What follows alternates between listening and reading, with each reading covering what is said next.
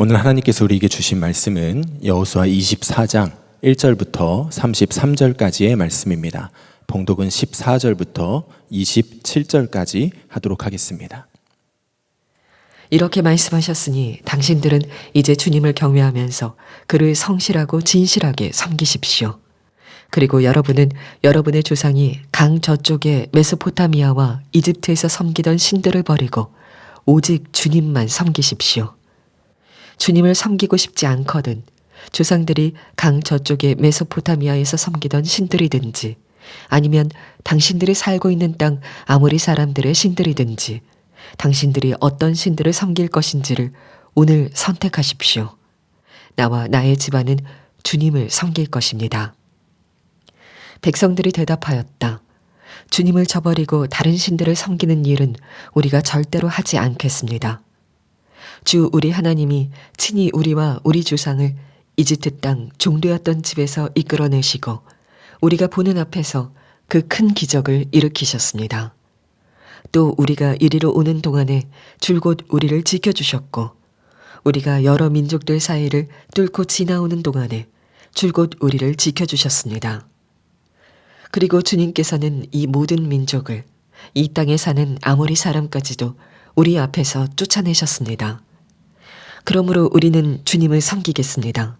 오직 그분만이 우리의 하나님이십니다. 그러나 여호수아는 백성들에게 이렇게 말하였다. 당신들은 주님을 섬기지 못할 것입니다.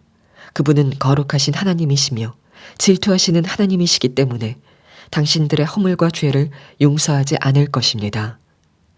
만일 당신들이 주님을 저버리고 이방 신들을 섬기면 그는 당신들에게 대항하여 돌아서서 재앙을 내리시고 당신들에게 좋게 대하신 뒤에라도 당신들을 멸망시키시고 말 것입니다. 그러자 백성들이 여호수아에게 말하였다. 아닙니다. 우리는 주님만을 섬기겠습니다. 여호수아가 백성에게 말하였다. 당신들이 주님을 택하고 그분만을 섬기겠다고 한 말에 대한 증인은 바로 여러분 자신들입니다. 그러자 그들은 말하였다. 우리가 증인입니다. 여호수아가 또 말하였다.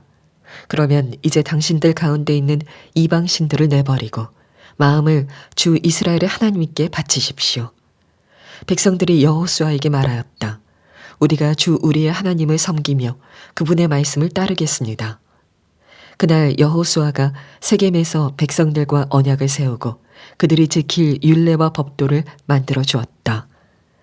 여호수아가 이 모든 말씀을 하나님의 율법책에 기록하고 큰 돌을 가져다가 주님의 성소 곁에 있는 상수리 나무 아래에 두고 모든 백성에게 말하였다. 보십시오. 이 돌이 우리에게 증거가 될 것입니다. 주님께서 우리에게 하신 모든 말씀을 이 돌이 들었기 때문입니다. 여러분이 여러분의 하나님을 모른다고 할 때 이 돌이 여러분이 하나님을 배반하지 못하게 하는 증거가 될 것입니다. 저는 오늘 여호수아 24장으로 여호수아 설교를 마치게 됩니다. 여호수아가 이제 죽기 전에 유언을 하는 부분이 끝인데 꼭 제가 이 여호수아 심정입니다. 꼭 여러분에게 마지막 무슨 유언을 남기는 것 같은 마음인데 여호수아가 하는 말씀이 구구절절 제가 여러분에게 드리고 싶은 그 말씀입니다. 지난주에도 여호수아 유언의 앞부분을 말씀을 드렸는데 어느 집사님이 저에게 메일을 보내셨어요. 질문 메일을. 말씀을 23장을 자세히 읽어보니까 여호수아가 분명히 하나님만 가까이 하라, 하나님을 사랑하라 그렇게 말씀을 했는데 그 말씀의 뜻이 우상 숭배하지 말고 하나님을 더 잘 믿으라는 강조하는 표현이지 목사님이 설명하신 것처럼 24시간 주님과 동행하라 또 예수 동행 일기까지도 쓰면서 그렇게 주님을 바라보라고 하는 것은 좀 지나친 확대 해석이 아닌가 싶습니다. 이런 질문이에요. 그 집사님의 질문이 저는 참 귀하게 여겨지더라고요. 왜냐하면 그런 식의 질문을 가지는 것은 성경이 말하는 핵심 메시지를 정확히 알게 되는 중요한 그런 하나님의 주시는 도구이기 때문입니다. 그래서 그 집사님께 오늘 여호수아의 나머지 유언 부분까지 한번 같이 보고 최종 결정을 내리면 좋겠다. 그저 하나님 잘 믿으라 하는 정도인지, 아니면 정말 예수님과 24시간 동행하는 믿음을 가지라는 것인지 한번 오늘 말씀에서 확인해 보자, 그렇게 말씀을 드렸는데, 여러분이 오늘 말씀을 가만히 읽어보면 그저 하나님 잘 믿으라, 우상 숭배하면 안 된다 하는 의미와 다르다는 것을 여러분도 아마 느끼시게 될 겁니다. 여호수아는 오늘 본문 말씀을 가만히 읽어보면 우리로서는 처음에는 잘 이해가 안 되는 식의 말씀을 하고 계세요. 15절에 보면 당신들이 어떤 신들을 섬길 것인지를 오늘 선택하십시오. 나와 나의 집안은 주님을 섬길 것입니다. 지금 하나님을 믿고 있는 이스라엘 백성들에게 하나님을 섬길지 이방신을 섬길지 오늘 선택하라는, 세상에 하나님을 안 믿는 사람이라면 말이 의미가 있는데, 하나님을 잘 믿고 있는 이스라엘 백성들에게 오늘 하나님을 믿을지 이방신을 섬길지 선택하라니, 마치 우리에게 예수 믿으세요 라는 말하고 비슷하잖아요. 나 예수 믿고 있어요, 이런 식의 반응을 할 만하잖아요. 네. 사도 바울이 이렇게 여호수아가 이렇게 말씀하는 데는 그 전에 여호수아가 전제로 말한 내용을 읽어보면 왜 그런 말을 했는지 알게 됩니다.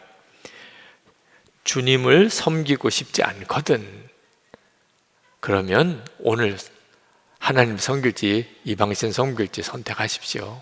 나와 우리 집은 하나님만 섬기겠습니다. 그렇게 말을 한 거예요. 그러니까 여호수아가 보기에 지금 이스라엘 백성은 하나님만 섬기지 않고 우상을 섬기는 그런 삶으로 거의 변해가고 있는 겁니다. 이스라엘 백성들은 가나안 족속을 다 진멸하라, 그 잘 이해할 수 없어 했어요. 왜? 종으로 부리면 되지, 왜 다 죽여야 되나? 가나안 문화, 그들이 섬기는 우상 숭배 일절 관여하지 말고 다 없애라. 괜찮던데, 재밌던데 꼭 그렇게까지 해야 되나? 그런 마음으로 가나안 땅의 문화와 우상 숭배에 기웃거리고, 그리고 같이 그냥 우상 숭배하는 풍조가 되어버렸어요. 여호수아는 이렇게 가다가 이스라엘도 가나안 족속처럼 하나님의 무서운 징계를 받게 될 것이다. 여호수아는 분명히 그게 느껴졌어요. 그래서 이스라엘 백성들에게 그저 우상 숭배하지 마, 하나님 잘 믿어 하는 정도의 말을 하지 않은 거예요. 너희들이 오늘 정말 분명한 결단을 해야 된다. 그 여호수아의 말에 대해서 이스라엘 백성들이 우리가 우상 숭배하지 않고 하나님만 잘 섬길게요 라고 대답을 합니다. 16절에 주님을 저버리고 다른 신들을 섬기는 일은 우리가 절대로 하지 않겠습니다. 우리는 주님을 섬기겠습니다. 오직 그분만이 우리의 하나님이십니다. 그랬다면 여호수아가 그래, 잘했다, 그래, 너희들이 그렇게 말해주니까 나도 든든하다, 이렇게 해야 이게 말이 맞잖아요. 잘 해보겠다고, 잘 믿어보겠다고 하는데, 근데 19절에 이렇게 말합니다. 당신들은 주님을 섬기지 못할 것입니다. 그러면서 하나님은 거룩하신 하나님이고 그러나 질투하시는 하나님이라, 너희들이 하나님을 제대로 섬기지 않고 우상을 섬기면 하나님께서 너희들에게 징계하시고 용서하지 않으시고 재앙을 내리시고 너희들을 멸망시키고 말 것이다. 끔찍한 말을 하는 거예요. 아니, 왜 여호수아가 이스라엘 백성들이 하나님 잘 믿어보겠다는데 왜 거기다 찬물을 끼얹는 이런 말을 하는 거죠? 여호수아는 이스라엘 백성들이 하나님을 잘 믿겠다고 하는 말에 진정성이 없다고 느꼈기 때문입니다. 저도 설교할 때 아멘을 성도들이 꼭 해달라고 강요를 안 합니다. 저는 아멘 신앙이 굉장히 중요하다고 믿어요. 저는 여러분들이 아멘으로 응답하면 말씀을 전할 때도 힘도 나고 그리고 그것이 귀하다고 생각합니다. 그러나 또 상당히 많은 경우는 그냥 습관적으로 아멘 하는 분들도 있어요. 진짜 그대로 살겠다는 결단도 없이 정말 그렇게 살겠다는 진정성도 느껴지지 않는 채 그저 아멘 이렇게 말하는 경우도 있습니다. 그래서 아멘 하고 응답이 와도 제 마음에 느낌에는 안 되겠네 이런 생각이 저도 들 때가 있어요. 그래서 굳이 아멘을 막 강요를 안 하는 겁니다. 여호수아가 꼭 그 심정이었으리라고 생각합니다. 이스라엘 백성들이 하나님 잘 믿을게요.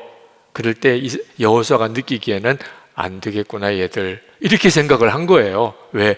진정성이 없이 대답한다고 느꼈기 때문입니다. 사실 지금 그 분위기는 굉장히 좋은 분위기예요. 이스라엘 민족 역사상 최초로 자기 땅, 자기 나라를 이제 가지게 된 겁니다. 가나안 땅을 정말 믿어지지 않는 하나님의 은혜로 가나안 땅을 정복을 했습니다. 자, 이랬다면 여호수아가 마지막 이제 유언을 남길 때 우리는 정말 위대한 일을 했어. 너희들 정말 멋있더라. 야, 너희들 충성했다. 앞으로 계속 이런 믿음으로 너희들이 잘 되기를 바란다. 영광 이스라엘. 뭐 이렇게 나와야 분위기가 맞는 상황이에요. 그런데 여호수아는 오히려 대단히 걱정이 많아진 겁니다. 이거 큰일 나겠는데? 야, 이러다가 이스라엘도 가나안 족속처럼 다 멸망하겠는데? 여호수아는 너무 두렵고 너무 안타까워서 피를 토하는 심정으로 이스라엘 백성들에게 하나님만 섬기기로 결단하게 그렇게 요청하는 거예요. 여러분, 하나님을 믿어도 다 똑같이 믿는 게 아닙니다. 하나님, 정말 살아계신 하나님을 만나고 하나님과 동행하는 사람이 있고, 그렇게 하나님과 동행하는 사람을 내가 보았기 때문에 내가 하나님을 분명히 믿는 사람이 있고, 가족 중에나 교인 중에나 야, 저 사람 보니까 진짜 하나님 계신 것 같아.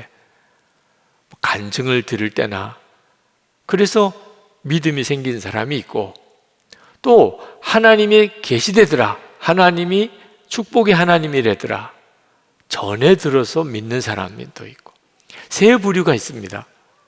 지금 요 당시로 말하면 여호수아는 하나님을 만났고 하나님과 동행하는 사람이었고, 장로들은 그런 여호수아를 보면서 하나님이 정말 살아계시구나 이렇게 믿은 사람이고, 이스라엘 백성들은 여호수아를 만날 수도 없어요.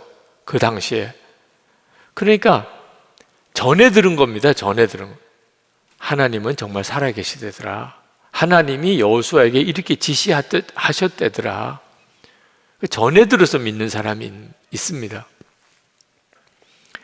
하나님을 직접 만나고 하나님과 동행하는 사람은 자기가 믿음을 지킬 뿐만 아니고 다른 사람에게도, 자녀들에게도 믿음을 전해줘요. 하나님이 살아계신 것을 분명히 체험하는 사람을 옆에서 본 사람, 그 사람은 자기 믿음은 지켜요. 그런데 다른 사람에게 복음을 전하고 자녀들까지 예수를 믿게 만들 수는 없어요. 전에 들은 사람은 자기 믿음도 제대로 못 지켜요. 아, 하나님은 계시되더라. 그런데 조금만 어려움이 오거나 유혹이 오면 그냥 무너져 버려요. 31절에 보면 이렇게 말씀합니다. 여호수아가 죽은 뒤에도 주님께서 이스라엘에게 베푸신 모든 일을 아는 장로들이 살아있는 날 동안에는 주님을 섬겼다. 참 기가 막힌 말이에요. 여호수아가 죽은 다음에 이스라엘이 하나님을 잘 믿는 것처럼 보였어요. 언제까지? 그 여호수아를 보고 하나님을 믿었던 장로들이 살아있을 동안에. 그런데 그 장로들이 죽고 난 다음에 완전히 이스라엘의 믿음이 무너집니다. 그 시대가 사사시대예요. 여호수아가 왜 이스라엘 백성들이 하나님을 믿어보겠다는데, 아니야, 너희들 믿을 수 없어, 그렇게 가지고는 하나님 믿어지지 않아, 도대체 뭘 어떻게 믿길래 이렇게 차이가 나는 거죠? 그저 전해 들어서 아는 믿음, 다른 사람이 하나님을 만나고 동행하는 것을 그저 옆에서 본 믿음 가지고는 안 된다는 거예요. 너희들이 스스로 하나님과 동행하는 믿음이 아니면 하나님 잘 믿고 싶어도 그렇게 안 된다는 거예요. 그건 여호수아 자신의 체험입니다. 여호수아는 모세의 시종이었어요. 모세는 하나님과 대면하여 알던 사람입니다. 그러니까 여호수아는 모세를 보면서 하나님이 진짜 살아계시구나, 하나님이 아니시면 모세가 있을 수가 없어요. 그래서 자기도 하나님을 분명히 믿는 줄 알았는데 모세가 죽고 자기가 이제 모세 후계자가 되고 이스라엘 백성 데리고 가나안 정복을 해야 돼요. 근데 무서워서 두려워서 꼼짝을 못 하겠는 거예요. 모세가 살아있을 동안에는 자기도 믿는 줄 알았어요. 모세가 죽고 나니까 자기는 이스라엘 백성 데리고 가나안 정복 도무지 할 엄두가 안 나요. 여러분, 다른 사람 보고 믿는 믿음, 아무리 그 사람이 큰 간증을 하고 놀라운 주님과 동행하는 삶을 살아도 다른 사람 보고 믿는 믿음은요, 이 정도밖에 안 되는 거예요. 결국 자기 문제에 부딪혀 들어오면 맥없이 다 무너지는 거예요. 그런데 하나님께서 여호수아를 만나 주셨잖아요. 그리고 모세와 함께 한 것처럼 너와 함께 하겠다. 그래서 여호수아가 일어서고 가나안 정복이 된 거예요. 여호수아는 이스라엘 백성들에게 여러분들이 진짜 하나님과 가까이 하고 하나님을 사랑하는 믿음을 가져야만, 그래야 여러분 삽니다, 그 말씀을 하고 있는 겁니다. 그러나 여호수아는 이스라엘 백성들의 그 믿음을 조롱하고 이스라엘 백성들을 영적으로 좌절시키려고 이 말을 한 거는 아니에요. 여호수아는 모세가 죽기 전에 예언했던 그 말씀을 기억했던 거예요. 모세가 죽기 전에 이런 예언을 합니다. 이스라엘 백성이 가나안 땅에 들어가겠고 가나안을 정복하겠지만 거기 들어가서 우상을 숭배하고 하나님을 배반하게 될 것이라. 신명기 31장 16절입니다. 이 백성은 그 땅으로 들어가 음란히 그 땅의 이방신들을 따르며 일어날 것이요 나를 버리고 내가 그들과 맺은 언약을 어길 것이라. 모세가 왜 이런 말을 하죠? 하나님이 그렇게 들려주셨어요. 그래서 예언한 겁니다. 그럼 하나님은 왜 이런 말을 하신 거죠? 만약에 하나님이 이스라엘 백성이 배반할 걸 알고 버리려고 작정을 하셨다면 만나와 메추라기를 주실 리도 없고 불기둥, 구름기둥으로 인도하실 리도 없었죠. 하나님이 너희들이 가나안 땅에 들어가서 우상 숭배하고 나를 배반할 거다 이렇게 말씀하신 이유는 그래도 나는 너희들을 버리지 않을 거야, 그런 의미가 담겨 있어요. 하나님께서 모세를 통하여 하신 예언에 보면 이스라엘 백성들이 가나안 땅 들어가서 우상 숭배하고 하나님을 배반할 것에 대해서만 말씀하신 게 아니고 그리했을 때 하나님이 그들을 징계하실 것이라. 그러나 그때라도 이스라엘 백성이 깨닫고 하나님께 회개하면 하나님은 다시 용서하고 은혜를 회복시켜 주실 것이다. 그 말씀을 하시는 중에 이 말씀을 하신 거예요. 그러니까 이스라엘 백성들이 나중에 하나님을 배신하고 하나님의 징계를 받았을 때 그들이 하나님께로 돌아올 수 있었던 거예요. 하나님이 이 말씀을 미리 해 두셨기 때문이에요. 만약에 하나님이 이 말씀을 하지 않았다면 이스라엘 백성들은 하나님께 돌아올 수도 없었을 거예요. 이스라엘 백성들처럼 하나님이 놀라운 기적을 경험한 민족이 어디 있습니까? 이스라엘 백성들처럼 하나님의 은혜를 많이 받은 민족도 어디 있어요? 그런데도 하나님을 배신했다. 무슨 염치로 하나님께 돌아옵니까? 그런데 하나님께서 너희들이 나중에 나를 배신하고 그리고 징계를 당하여 죽을 고통을 당할 때 그때라도 깨닫고 회개하고 돌이키면 얼마든지 내가 받아주겠다. 은혜로 너희들을 다시 회복시켜 주시겠다. 그 약속을 하신 거예요. 여호수아도 이스라엘 백성들을 보니까 모세의 예언대로 이스라엘 백성들의 신앙이 벌써 흔들리는 것을 보아요. 이 사람들이 우상 숭배하고 가나안 족속을 따라 그렇게 살겠구나. 그게 벌써 느껴졌어요. 그래서 너희들은 못할 거다. 그렇게 이야기를 한 건데, 그러나 징계를 당할 때라도 하나님이 너희들을 다시 받아주실 거라고 한 것을 믿고 돌아오라. 그런 뜻으로 말씀하신 거죠. 참 그 자체도 귀해요. 우리가 하나님 말씀대로 살지 못하다가 하나님이 징계하실 때 그때가 끝이 아니다. 지금이라도 회개하면 하나님은 반드시 우리에게 은혜를 주시고 우리를 용서하신다.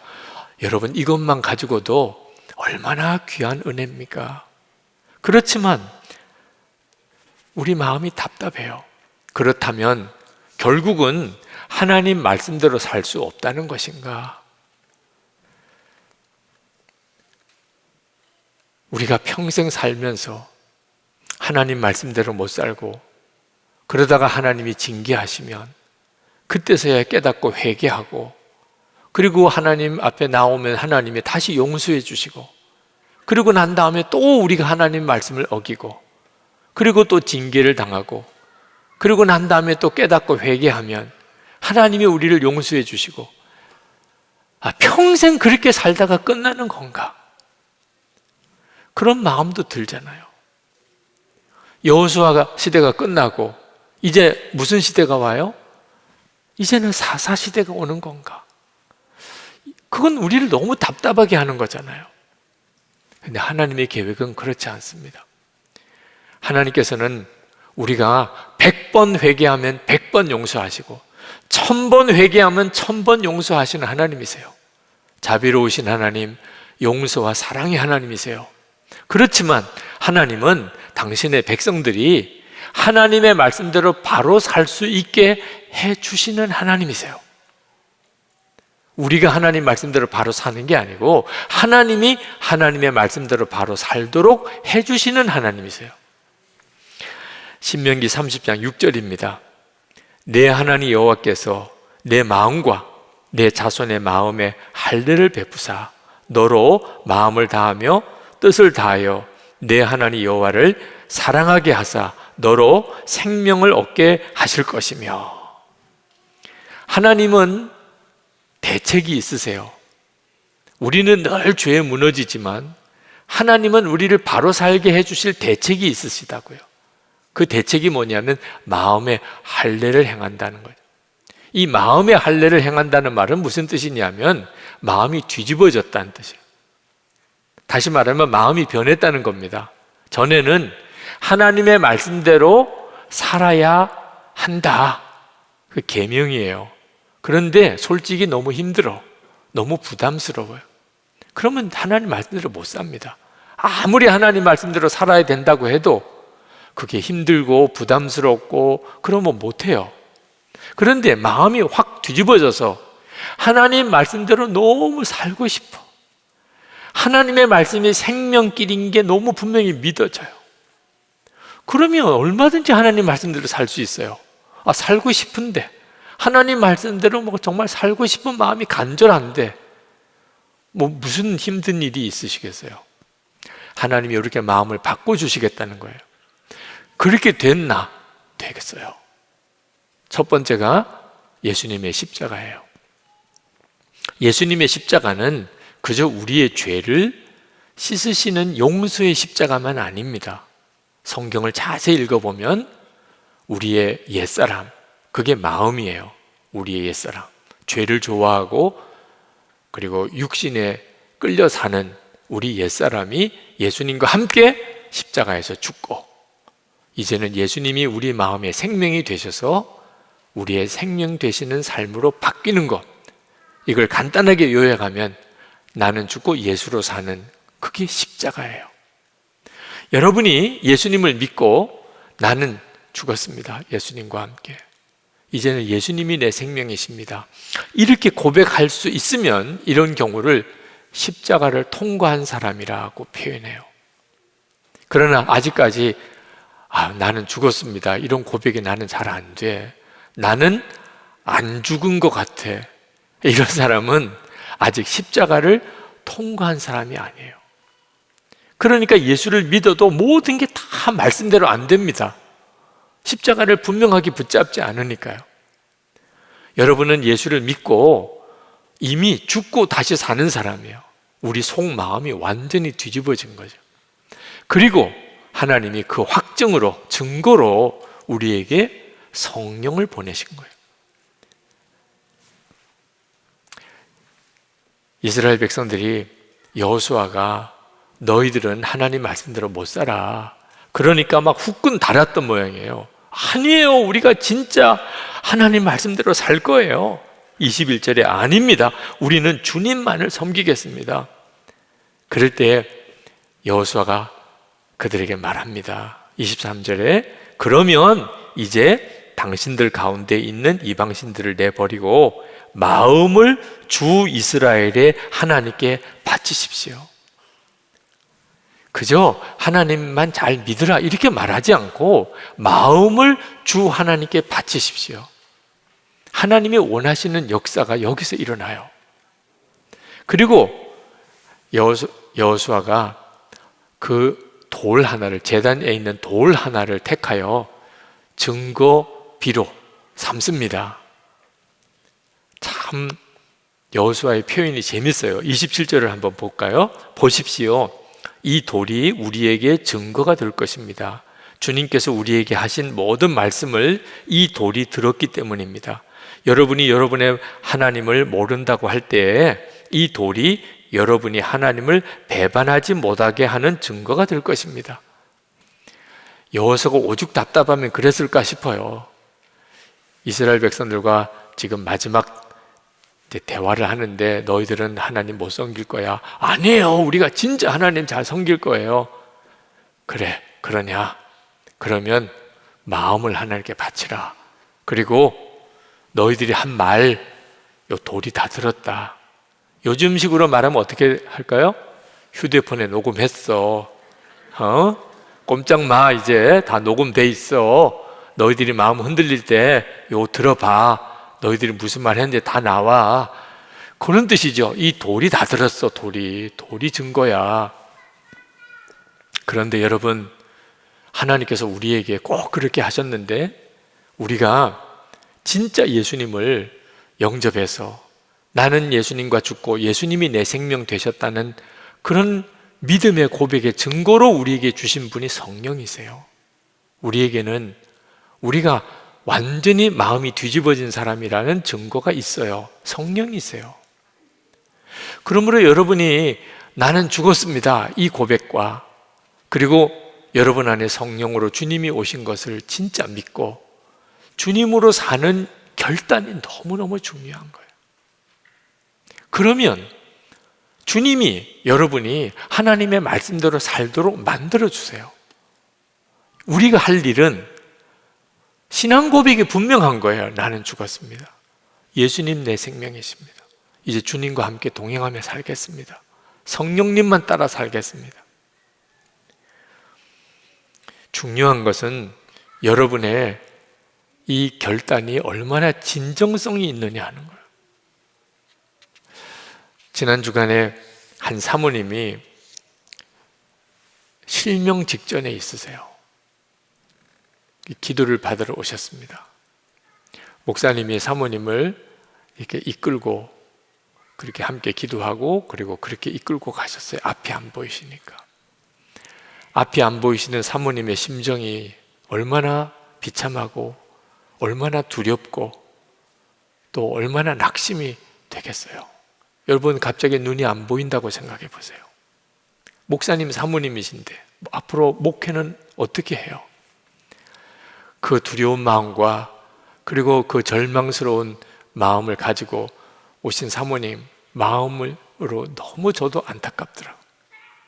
그런데 같이 대화를 나누다가 우리가 함께 하나님이 깨닫게 하신 것이 있었어요.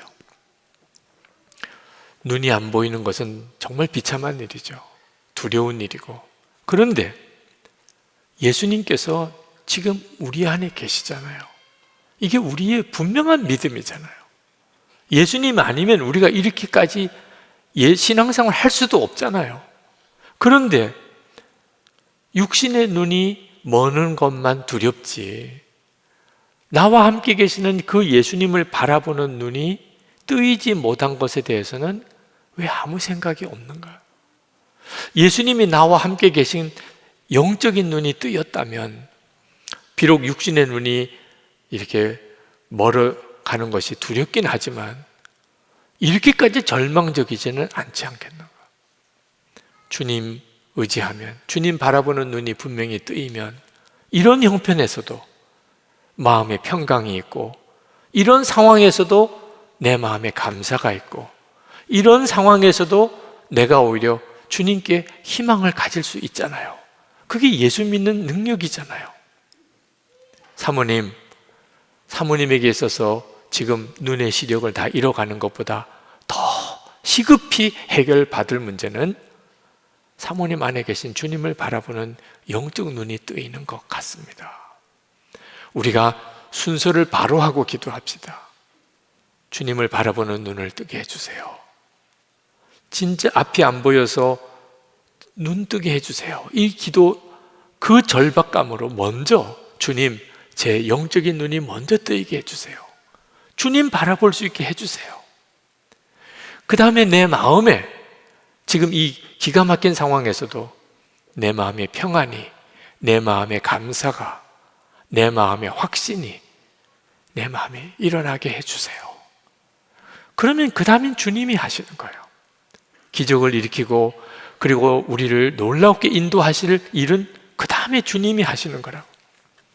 그래서 그 사모님과 함께 그렇게 간절히 기도했습니다.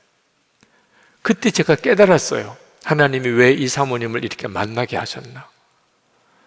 우리 교우들에게 그 사모님의 경우처럼 우리가 육신의 눈은 지금 멀지 않지만 영적인 눈은 먼 경우가 우리에게도 심각한 문제예요. 여러분, 예수님이 여러분 안에 계시다는 것을 알잖아요. 그죠? 믿잖아요. 그런데도 조금만 문제가 생기고, 조금만 시험이 오고, 조금만 유혹이 오면 전혀 예수님 마음에 계신 것을 모르는 사람처럼 그렇게 흔들리고 무너지잖아요.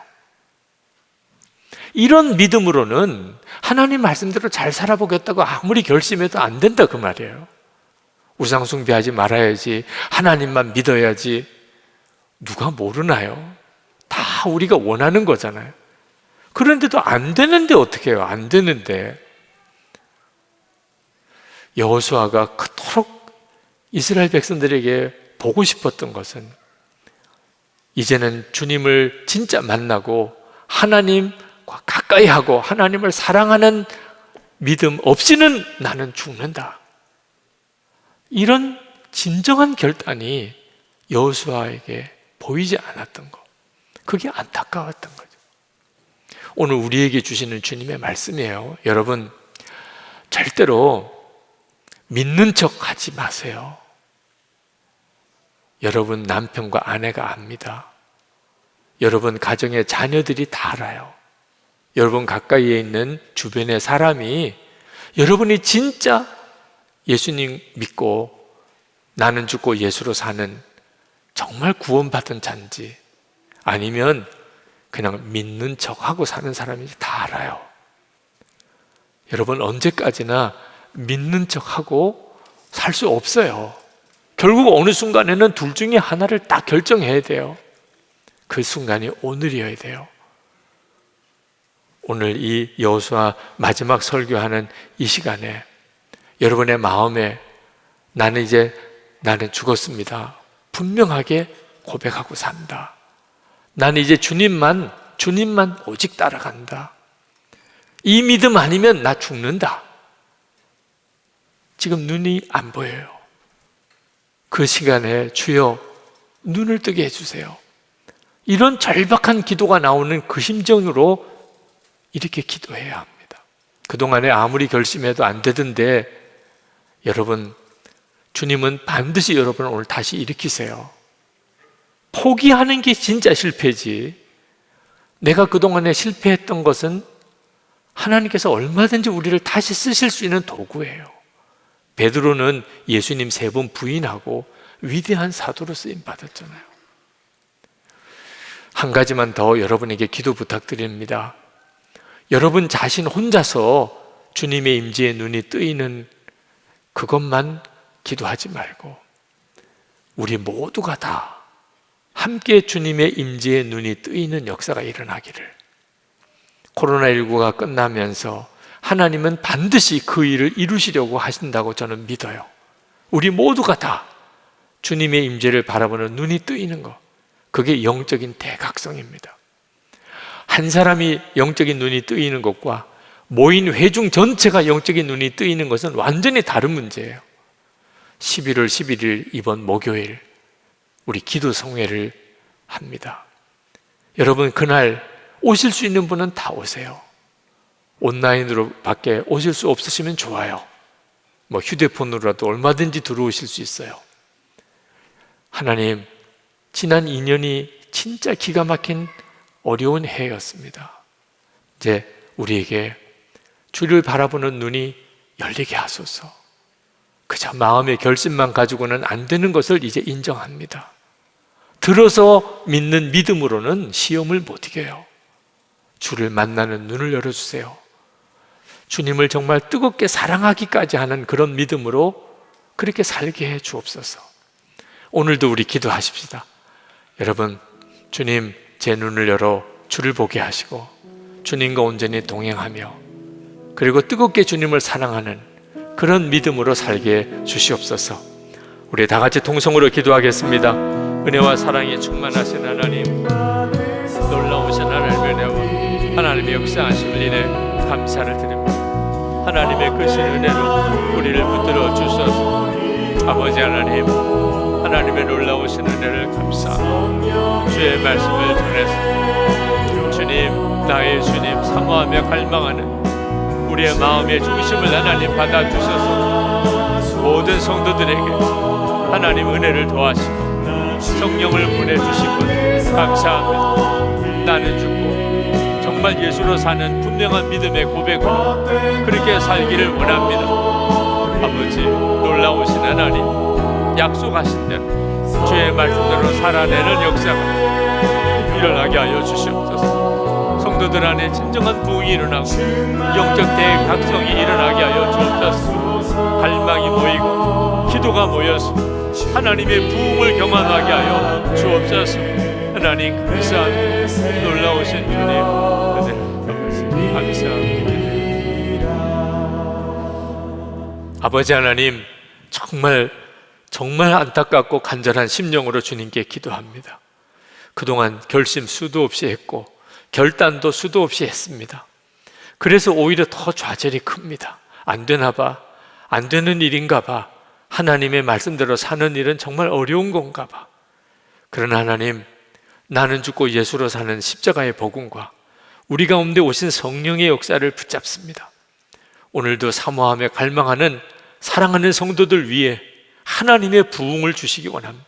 주님의 임재를 바라보는 눈이 분명히 뜨이게 해주시기 원합니다. 나 혼자서만 아니고 우리 다 함께 주님의 임재하심을 분명하게 알게 해 주옵소서. 한국 교회 안에 거룩한 신앙의 부흥이 일어나고 세계 열방에 하나 영적 대각성이 일어나게 하여 주시고 선교의 새 문도 열리고 성도들이 삶의 현장에서 믿음으로 승리하는 역사 누리고 살게 하여 주옵소서. 오늘도 하나님 앞에 예배하고 우리가 온전한 11조와 감사헌금과 그리고 선경금과 구제헌금과 건축헌금을 주님께 봉헌합니다. 성도들의 그 믿음과 사랑과 갈망을 하나님이 받아주셔서 승리하며 주님과 동행하며 복의 통로로 쓰임받게 하시고 온 가족들 다 구원받고 성도들의 육신에 병든 것 다 고쳐주시고 하나님 기업의 복을 주셔서 나누고 베풀고 살게 하옵소서. 우리나라가 하나님을 경외하는 나라, 하나님 경외하는 지도자들이 세워진 나라, 하나님의 말씀이 법이 되는 나라 되게 하시고 북한 주민들, 복음과 자유함으로 그들 구원해 주시고, 김국기 목사님, 김종훈 목사님, 최충길 선교사님, 장문석 집사님 속히 석방되게 하여 주옵소서. 우리의 생명의 주 예수 그리스도의 이름으로 간절히 기도합나이다. 아멘. 우리 다 일어나셔서 찬양하겠습니다.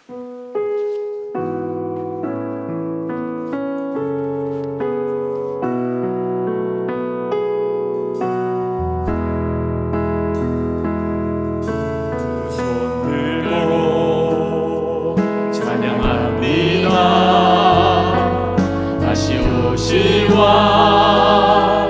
여호와께 오직 주만이 나를 다스리네.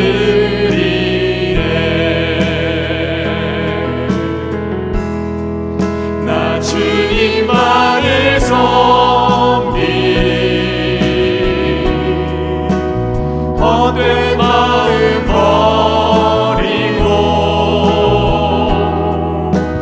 성령이 원해 영혼 충만하게 하소서. 나 주님만을 섬기리. 나 주님만을 섬기리. 헛된 마음 버리고 성령이 원해 영혼 충만하게 하소서.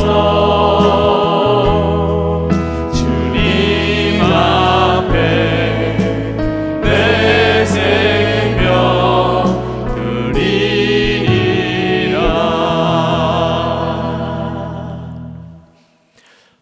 주 예수님의 크신 은혜, 아버지 하나님의 놀라우신 사랑하심과 보혜사 성령의 교통하심이 하나님께 예배하는 모든 성도들, 이제는 정말 나 죽고 예수로 사는 믿음의 결단을 하는 그 갈망이 있는 성도들, 그리고 그 삶 속에 충만히 함께 하시기를 축원하옵나이다.